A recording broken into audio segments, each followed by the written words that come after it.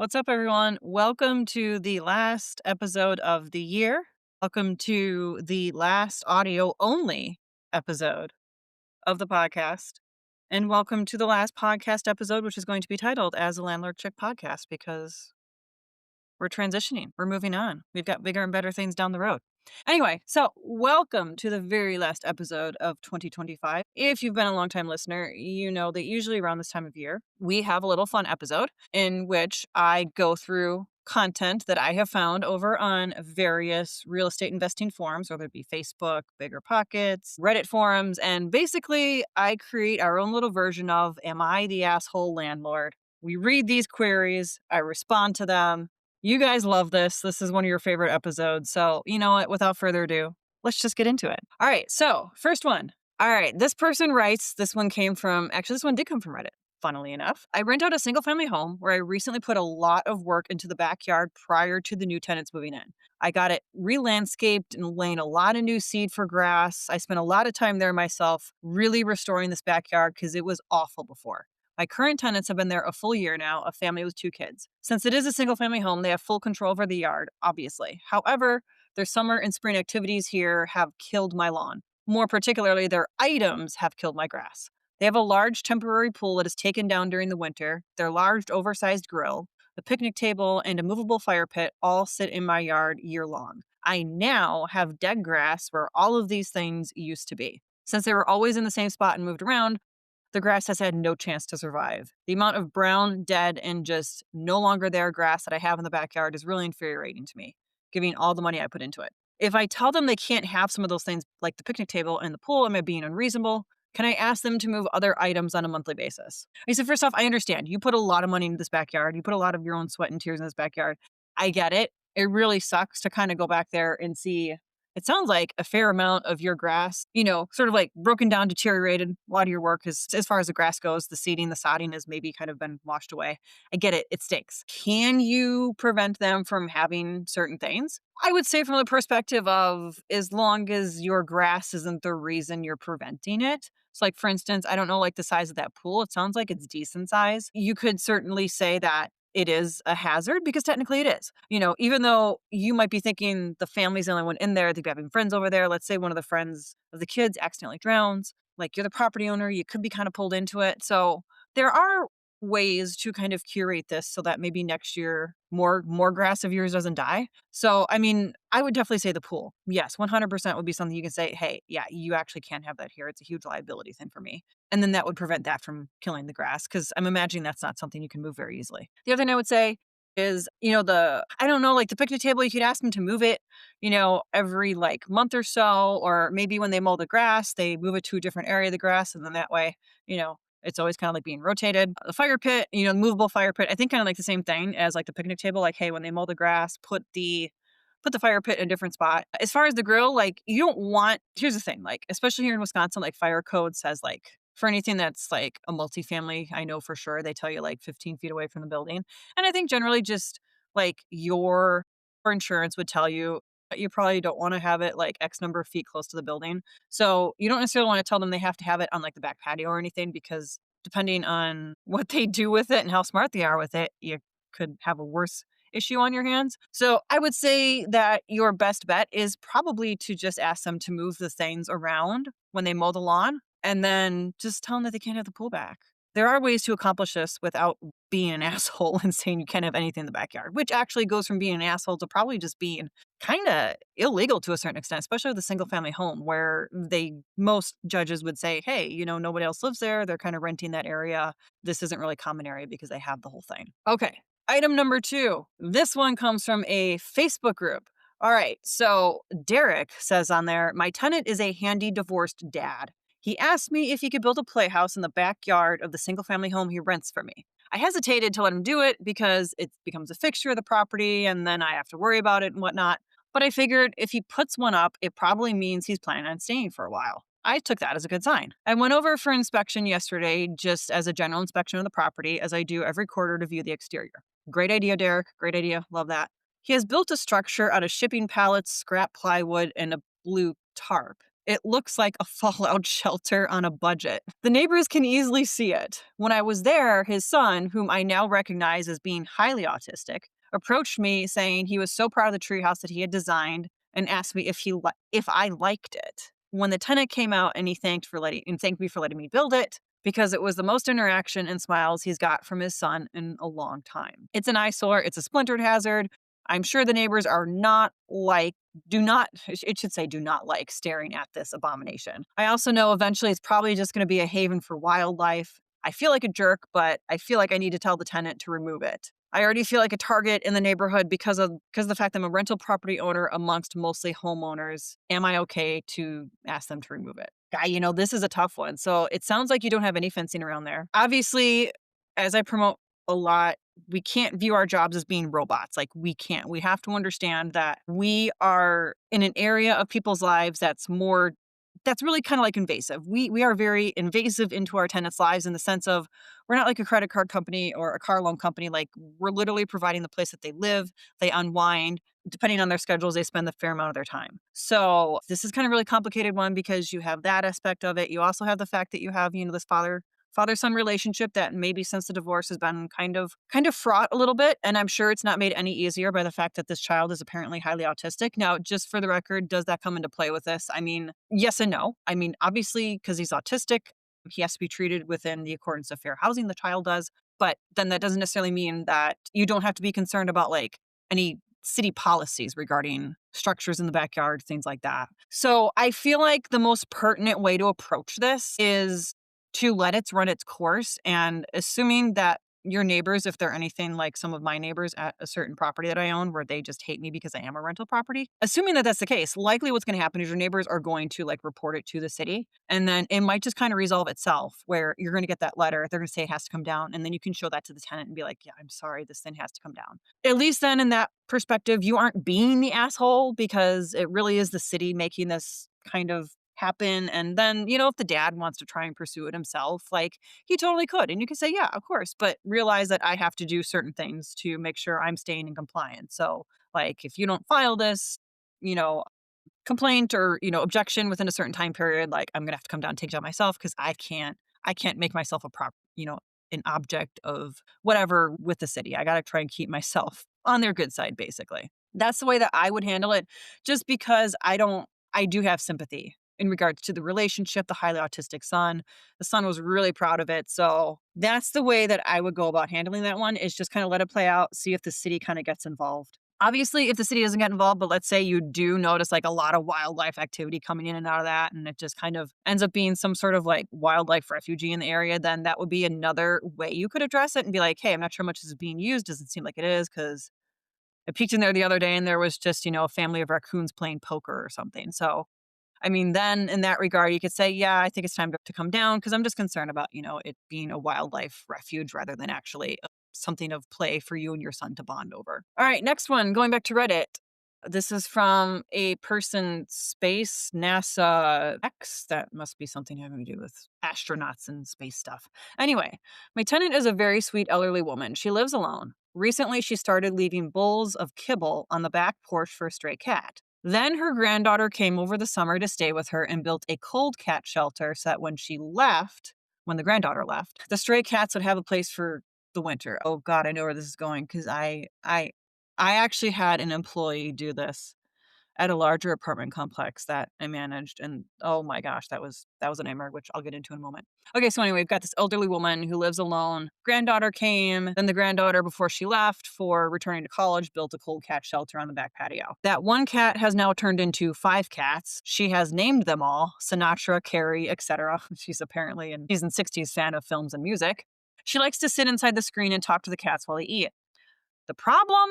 Beyond almost every homeless cat knowing the address now, the food is also attracting raccoons, possums, and all the other less desirable creatures. To make matters worse, the upper unit thinks that they're starting to smell cat pee outside in the area, particularly coming from her back patio. I told her she can adopt one cat properly, pay the pet deposit, and keep it inside, but the outdoor buffet closes today. Am I being the asshole? Oh, I love the outdoor buffet, and oh my gosh. Okay, so this is actually something that I feel is pretty common if you have a animal loving person, is they want to make sure the outdoor creatures are taken care of, which I understand fully. I do. Like when I'm, especially in Wisconsin, here in winter, we just had a cold snap and it did cross my mind, not that I was going to put kibble outside my house, but I was like, oh man, all those animals out there that are struggling to find a warm place to go. I get it. But absolutely, especially in like a multifamily, like this sounds like it's got to be a duplex or something because she mentioned upper unit. You're going to have an issue with other tenants being exposed to this in the way of like, there's going to be a lot of activity. I mean, there already kind of is. You've got like apparently 5 different, I don't know, random cats that are coming around to eat and whatnot. So this is definitely a problem. Not to mention this like cat pee odor that the upper tenant is saying that they're starting to smell on their back patio, which is not anything that you want to be exposed to because it sucks. It's an awful smell. So is this person an asshole for closing the outdoor buffet and removing the cold cat shelter? Honestly, no.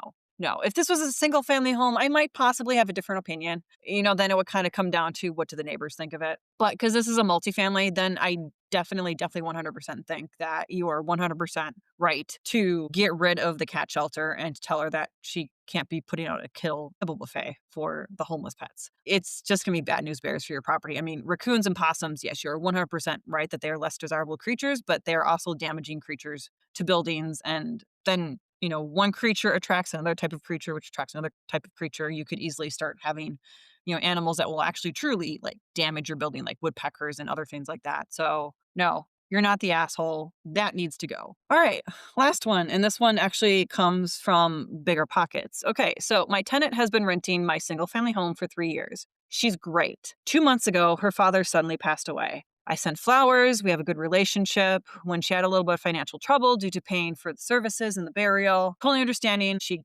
got caught up and we've had a great relationship still. Last week, I drove by the property and noticed a sapling plant right in the middle of right in the middle of the front lawn.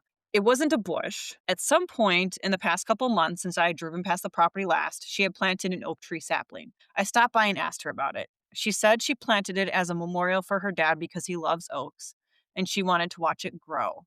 I told her she had to remove it. Oak trees have massive root systems, I've discovered, which eventually will destroy the sewer line, which runs through the front yard, and it can potentially crack the driveway over time. Plus, I didn't authorize it. She started crying, saying it's symbolic and asking if she could just move it to the backyard. I said no because I don't want any trees near my foundation. I gave her 14 days to remove it and restore the sod. She's not speaking to me now. My wife thinks I should have let her move it to the back corner of the lot, but I don't want the liability of a massive tree 20 years from now. Am I in the wrong for asking the tenant to remove it? Do I have to go mea culpa to my wife and have her fix the situation? Because usually when I end up being a curmudgeon with things, I ask her to fix it with the tenants. Okay.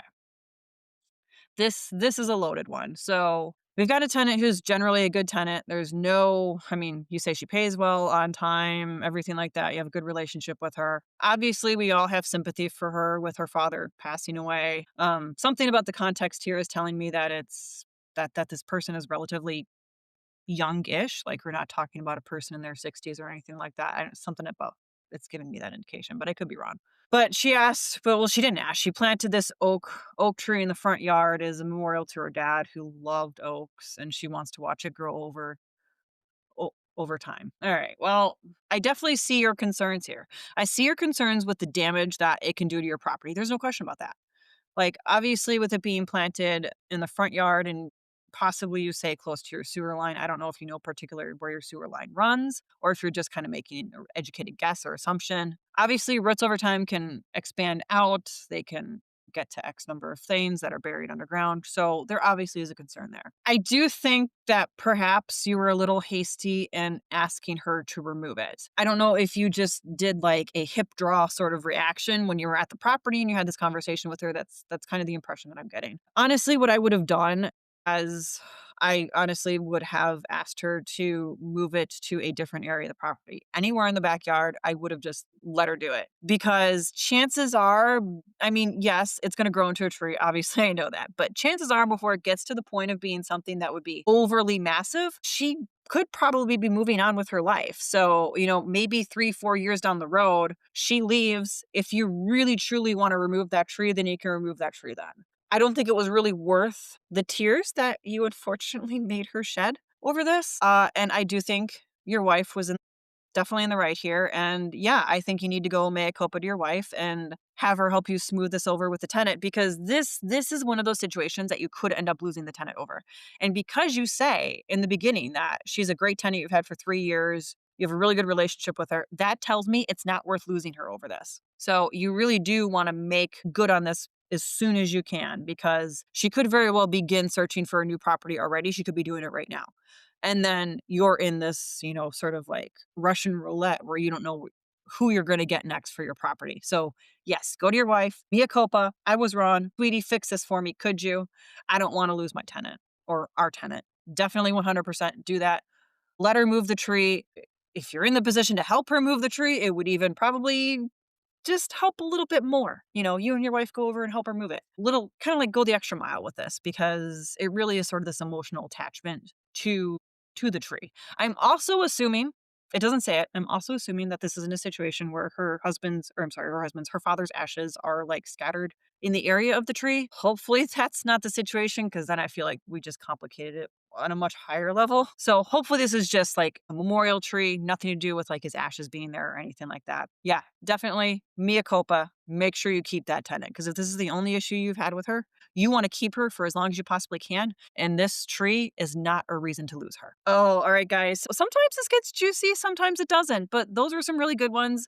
In case you don't know, when I get these, generally, I am seeing this kind of more or less for the first time, because what happens is they go into this massive document throughout the year. I have a random person, whether it be my assistant, my husband, random friends, go through the document and pick the ones that I'm going to use on the podcast. So that's why you found me like chuckling. We were talking about the cat shelter one, because I didn't know it was in the mix. So anyway, guys, I hope you enjoyed this episode. Oh, no, wait, I didn't tell you guys about my experience with the cat shelter. Okay, so really briefly here. I managed a larger apartment building, and I had a employee who was in a relationship with an animal lover. I think he was kind of like ambivalent, but the animal lover in the relationship was like, oh my gosh, we've got to do something at this place because it's a big complex. It seems to have a lot of stray animals that come around and feed out of the dumpster. Like, we've got to do something for this. So he ended up getting Tupperware on his own dime and like making these cold cat shelters in there, putting like hamster bedding in there and maybe even like thrifted blankets. I'm not entirely sure. And he would go and he would actually stock like the water dishes and the food dishes. He was doing all of this on his own time, but he was doing it on a property that I managed, and I didn't know that he was doing it until I think the owner came by, because the owner was an out-of-state owner, and I think he came by for his twice-a-year visit, and it was February, and that was when he saw them, and that was when I saw them for the first time, and I was like, "Oh, okay." I'm like, "Yeah, all right. Didn't know about this. This is definitely an issue." He did not tell me he was gonna be building these. So I did have to have my employee remove his cat shelters. I did feel bad, obviously, because he put a lot of personal money into it, things like that. And actually, I should mention that the employee lived there as well, which kind of like complicated a little bit more.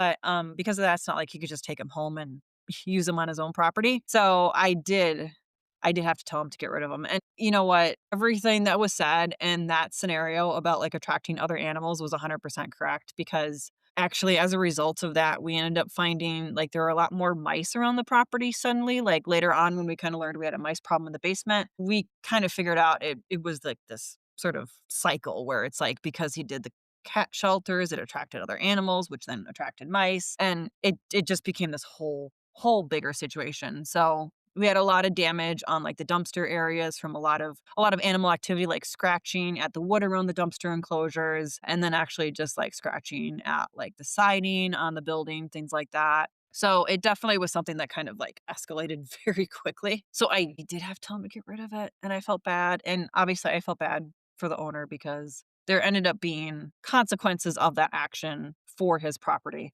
So now I don't tolerate it at all. Like I go to any of my properties that I own or ones that I manage, and if I see any of this kind of stuff going on, whether it be the kibble dish or the cold cat shelter, I take care of it right away. I throw it away right away. Then, my staff takes care of the angry tenant who emails or calls and is like, "Yeah, what happened to this? I was putting it out there." And actually, you know what? I guess it's kind of sad in a way that we actually have a pre-made script for like when these complaints come in about these disappearing cold cat shelters. Like they just log into the G drive and they basically like follow this conversation and they explain everything that kind of happens as a result of these shelters being kept on the areas. All right, guys, now that ends the episode. I hope you guys enjoyed it. I hope you have a fantastic Christmas and New Year's.